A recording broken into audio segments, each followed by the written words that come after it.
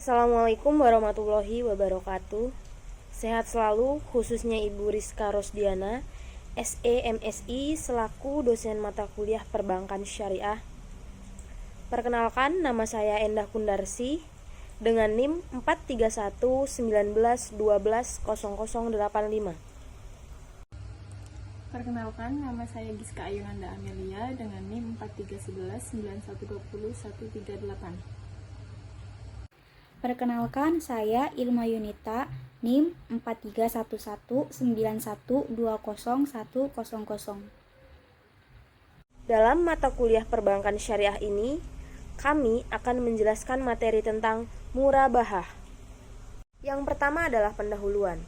Murabahah adalah akad jual beli atas barang tertentu, di mana penjual menyebutkan harga pembelian barang kepada pembeli, kemudian menjual kepada pihak pembeli dengan mensyaratkan keuntungan yang diharapkan sesuai dengan jumlah tertentu. Dalam akad murabahah, penjual menjual barangnya dengan meminta kelebihan atas harga beli dengan harga jual. Perbedaan antara harga beli dan harga jual barang disebut dengan margin keuntungan. Bank syariah membeli barang yang diperlukan nasabah, kemudian menjualnya kepada nasabah yang bersangkutan sebesar harga perolehan ditambah dengan margin keuntungan yang disepakati antara bank syariah dan nasabah. Sekarang masuk dalam pembahasan. Yang pertama yaitu pengertian murabahah. Murabahah adalah akad jual beli atas barang tertentu di mana penjual menyebutkan harga pembelian barang kepada pembeli, kemudian menjual kepada pihak pembeli dengan mensyaratkan keuntungan yang diharapkan sesuai dengan jumlah tertentu. Dalam akad murabahah, penjual menjual barangnya dengan meminta kelebihan atas harga beli dengan harga jual. Perbedaan antara harga beli dan harga jual barang disebut dengan margin keuntungan. Pembayaran atas transaksi murabahah dapat dilakukan dengan cara membayar sekaligus pada saat jatuh tempo atau melakukan pembayaran angsuran selama jangka waktu yang disepakati. Kita masuk pada landasan hukum murabahah. Yang pertama, landasan utama adalah Al-Quran. Transaksi murabahah adalah berasal dari Quran Surat Al-Baqarah ayat 275 yang artinya, dan Allah menghalalkan jual beli dan mengharamkan riba. Dan pada Quran Surat An-Nisa ayat 29 yang artinya, hai orang-orang yang beriman, janganlah kamu makan harta sesamamu dengan jalan yang batil, kecuali dengan jalan perniagaan yang berlaku dengan suka sama suka di antara kamu. Dan janganlah kamu membunuh dirimu, sesungguhnya Allah adalah Maha Penyayang kepadamu. Landasan hukum murabahah yang kedua yaitu fatwa MUI terkait murabahah.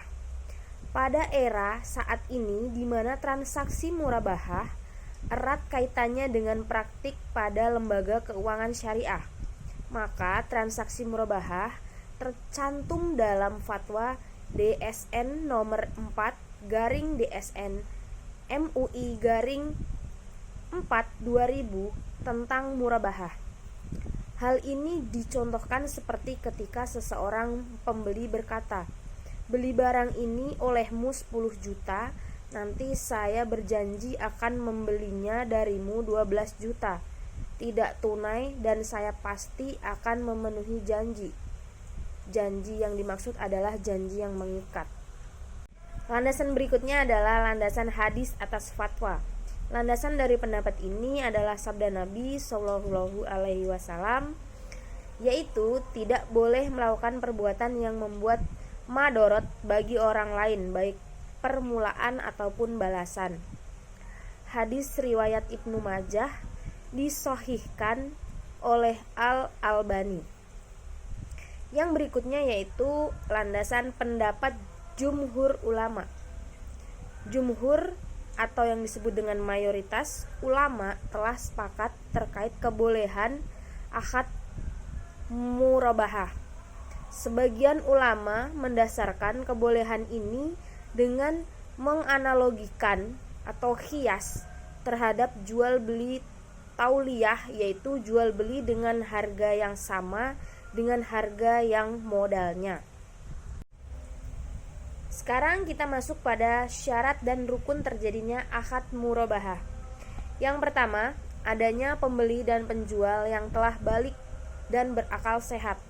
Yang kedua, keinginan bertransaksi dilakukan dengan kemauan sendiri tanpa adanya paksaan.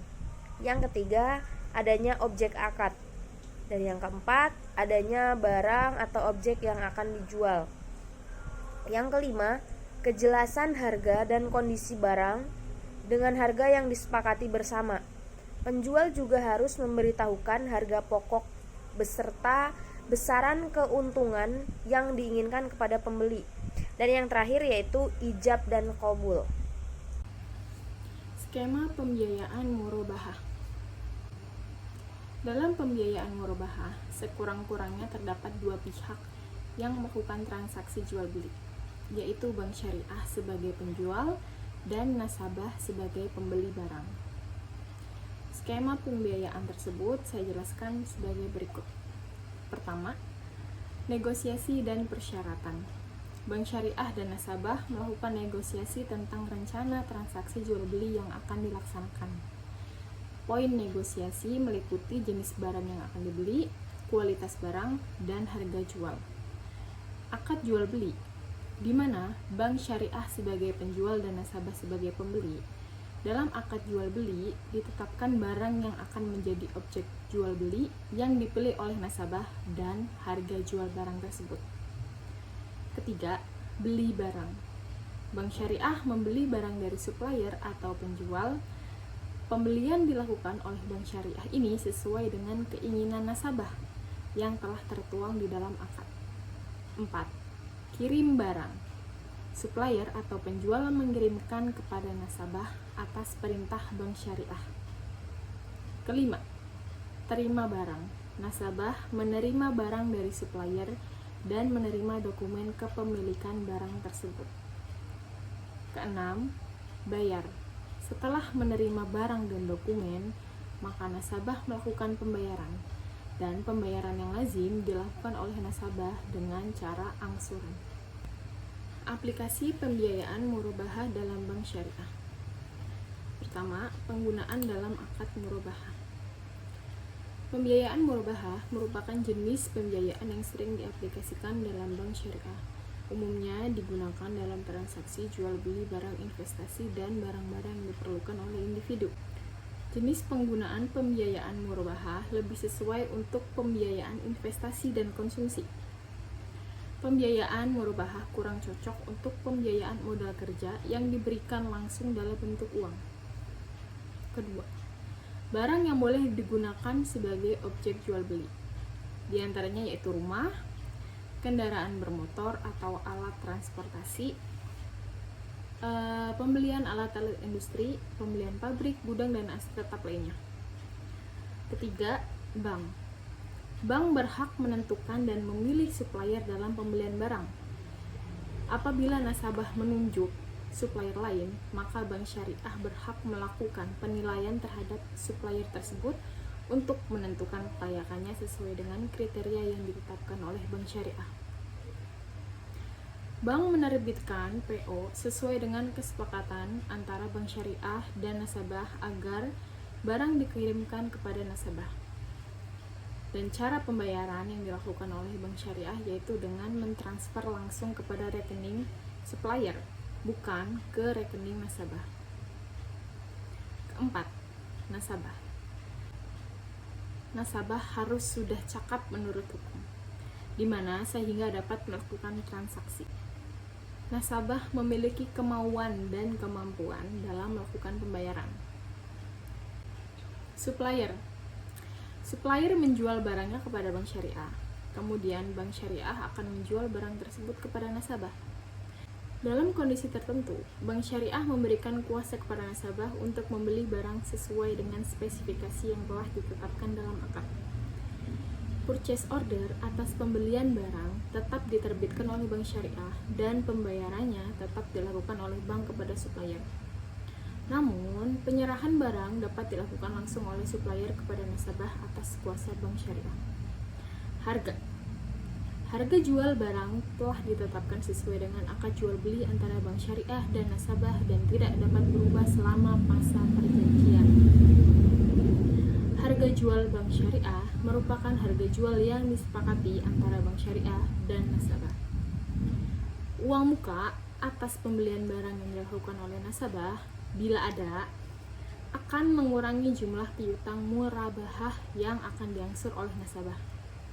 Jika transaksi murabahah dilaksanakan, maka uang muka diakui sebagai bagian dari pelunasan piutang murabahah, sehingga akan mengurangi jumlah piutang murabahah nasabah. Jika transaksi murabahah tidak jadi dilaksanakan atau batal, maka uang muka harus dikembalikan kepada nasabah setelah dikurangi dengan biaya yang telah dikeluarkan oleh bank syariah. Selanjutnya, jangka waktu.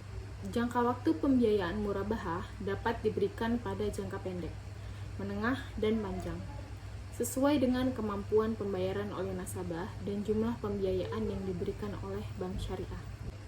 Jangka waktu pembiayaan tidak dapat diubah oleh salah satu pihak.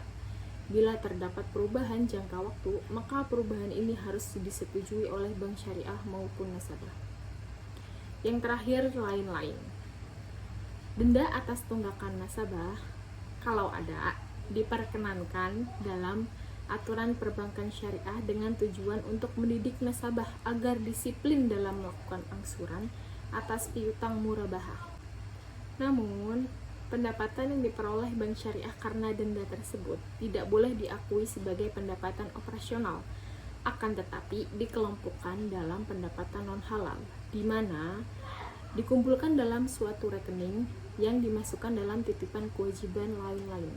Titipan ini akan disalurkan untuk membantu masyarakat ekonomi lemah, misalnya bantuan bencana alam, beasiswa untuk murid kurang mampu, dan lainnya.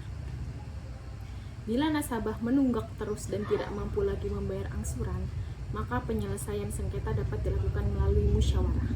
Bila musyawarah tidak tercapai, maka penyelesaiannya akan diserahkan kepada pengadilan agama. Ilustrasi pembiayaan murabahah. Bunga membeli rumah dengan harga 400 juta rupiah, akan tetapi dana yang dimiliki terbatas. Maka Bunga mengajukan pembiayaan murabahah ke bank syariah sebesar 310 juta rupiah dengan jangka waktu 5 tahun. Atas pembiayaan ini, Bunga membayar uang muka sebesar 90 juta rupiah, margin keuntungan 64 juta rupiah selama jangka waktu 5 tahun. Maka dapat dihitung sebagai berikut. Harga beli bank 400 juta rupiah, margin keuntungan 64 juta rupiah, harga jual bank 464 juta rupiah, urbun atau uang muka 90 juta rupiah, piutang murabahah 374 juta rupiah. Margin keuntungan didapat dari selisih harga jual bank dan harga beli bank. Piutang murabahah didapat dari harga jual bank dikurang dengan urbun atau uang muka. Dari perhitungan tersebut, maka Bunga akan melakukan pembayaran angsuran setiap bulannya sebesar Rp6.233.000 dari Rp374 juta dibagi 60 kali angsuran selama 5 tahun. Maka dapat dihitung bahwa margin keuntungan setiap bulan adalah sebesar Rp1.066.000 didapat dari 64 juta dibagi 60. Potongan piutang murabahah. Dari contoh ilustrasi Bunga, misalnya Bunga telah membayar 10 kali angsuran, kemudian Bunga ingin melakukan pelunasan dipercepat. Atas pelunasan dipercepat ini, Bank Syariah memberikan potongan sebesar Rp62.500.000. Maka Bunga hanya membayar sisa piutang murabahah sebesar Rp256 juta dengan perincian sebagai berikut. Piutang murabahah saat kontrak 374 juta rupiah. Piutang murabahah yang telah dibayar bunga 55.500.000 rupiah. Sisa piutang bunga 318.500.000 rupiah. Potongan yang diberikan Bank Syariah atas pelunasan dipercepat 62.500.000 rupiah. Pelunasan yang dibayar bunga 256 juta rupiah. Jadi, bunga membayar sisa piutang sebesar 318.500.000 rupiah. Kemudian Bank Syariah membayar kembali kepada bunga sebesar 62.500.000 rupiah. Pembayaran neto yang dilakukan oleh bunga untuk melunasi dipercepat adalah sebesar 256 juta rupiah. Penutup, praktek investasi jangka pendek murabahah merupakan salah satu instrumen penting dalam transaksi di perbankan Islam. Murabahah adalah akad yang berguna sebagai pemenuhan pembiayaan yang bersifat konsumtif, seperti angsuran rumah, kendaraan, dan lain-lain. Selain untuk kebutuhan konsumtif, murabahah adalah akad yang bisa digunakan untuk pembiayaan kebutuhan produktif, seperti investasi maupun modal kerja usaha. Hanya dalam prakteknya harus dilakukan dengan jeli dan pengawasan yang ketat, agar tidak terjadi penyelewengan yang jauh dari syariah. Oleh karena itu, pentingnya kemajuan perekonomian Islam dibutuhkan pelatihan, pemahaman teori dan praktek secara bersamaan sehingga tidak ada yang bisa mengelabui pihak bank dengan trik-trik canggih di lapangan. Terima kasih. Assalamualaikum warahmatullahi wabarakatuh.